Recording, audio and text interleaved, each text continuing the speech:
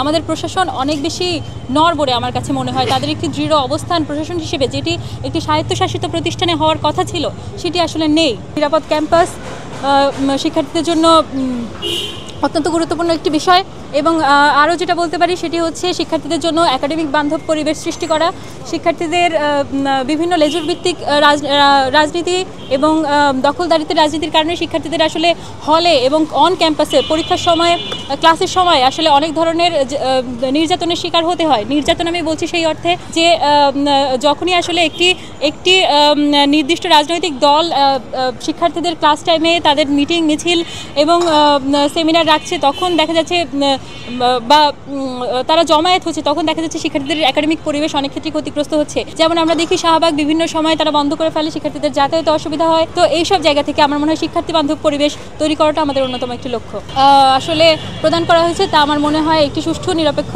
নির্বাচনের জন্য আমরা আশা রাখতে পারি। আসলে আমাদের প্রশাসন অনেক বেশি নড়বড়ে আমার কাছে মনে হয়। তাদের একটি দৃঢ় অবস্থান প্রশাসন হিসেবে যেটি একটি স্বায়ত্তশাসিত প্রতিষ্ঠানে হওয়ার কথা ছিল সেটি আসলে নেই।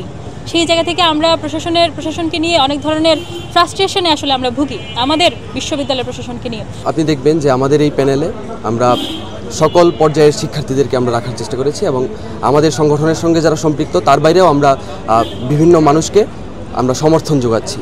আমরা আমাদের প্যানেলটা এখনও আমরা বলবো যে অসমাপ্ত রয়েছে। আমরা প্রাথমিকভাবে 15 জনের যেই তালিকা সেই তালিকা দিয়েছি এবং আমরা আরও 13 জনের তালিকা আগামী 25 তারিখের মধ্যেই, অর্থাৎ প্রার্থিতা চূড়ান্ত হওয়ার যেই তারিখ তার আগেই আমরা অফিসিয়ালি ডিক্লেয়ার করব।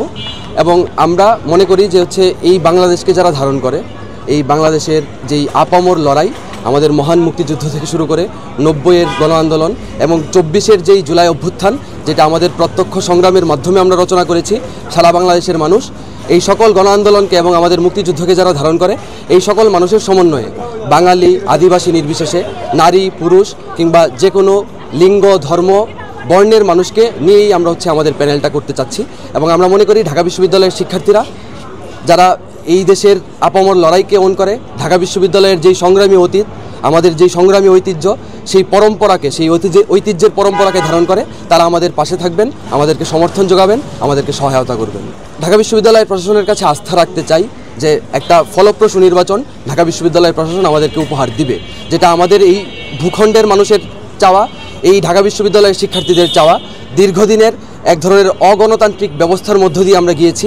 এই যে এই ডাকসু নির্বাচনের মধ্য দিয়ে ক্যাম্পাসে যে গণতান্ত্রিক সহাবস্থানের পথ আমরা সৃষ্টি করতে চাই এবং সারা বাংলাদেশের মানুষের কাছে একটা দৃষ্টান্ত হিসেবে উপস্থাপন করতে চাই, সেই ক্ষেত্রে আমরা আস্থা রাখতে চাই ঢাকা বিশ্ববিদ্যালয় প্রশাসন আমাদের সেই জায়গায় সহায়তা করবেন এবং একটা উপযুক্ত নির্বাচন আমাদেরকে উপহার দিতে পারবেন। কিন্তু আমাদের আসলে একটা আশঙ্কা থেকেই যায়। আমরা দেখেছি গত অভ্যুত্থানের পর থেকেই বিভিন্নভাবে ঢাকা বিশ্ববিদ্যালয় প্রশাসন একটা চিহ্নিত ছাত্র সংগঠন যারা 71-এর যুদ্ধাপরাধের দায়ে বা ওই সংশ্লিষ্ট অপরাধে দণ্ডিত এবং যারা নানাভাবে গত 54 বছর যাবৎ এই দেশের মাটিতে 71কে ভিলিফাই করতে চায়, আমাদের যেই মহান মুক্তিযুদ্ধের যেই প্রতিশ্রুতিগুলো ছিল, আমাদের বীর শহীদরা ছিল, তাদেরকে ভিলিফাই করতে চায়, শহীদদের সংখ্যা নিয়ে প্রশ্ন তুলে, কিংবা যারা চিহ্নিত স্বীকৃত যুদ্ধাপরাধী ছিল তাদেরকে আইডিয়ালাইজ করতে চায়, আইকন হিসেবে উপস্থাপন করতে চায়, তাদেরকে নিয়ে ঢাকা বিশ্ববিদ্যালয় প্রশাসনের এক ধরনের দহরম মহরম আমরা দেখেছি। প্রতিরোধ পর্ষদ যে প্যানেলটা আছে সেখান থেকে যাচ্ছে।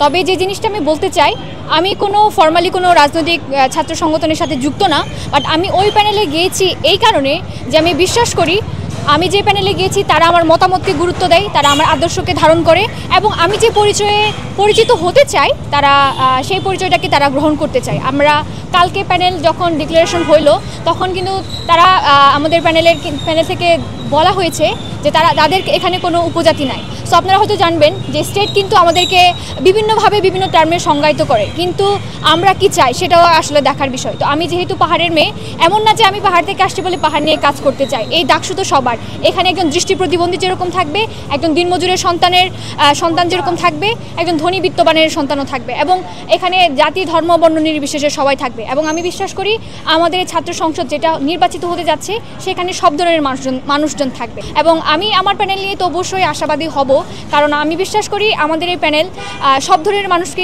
ইনক্লুসিভ হিসেবে নিয়েছে এবং যথাযথ সম্মান রেখেই আর কি তারা এই প্যানেলকে সাজিয়েছে।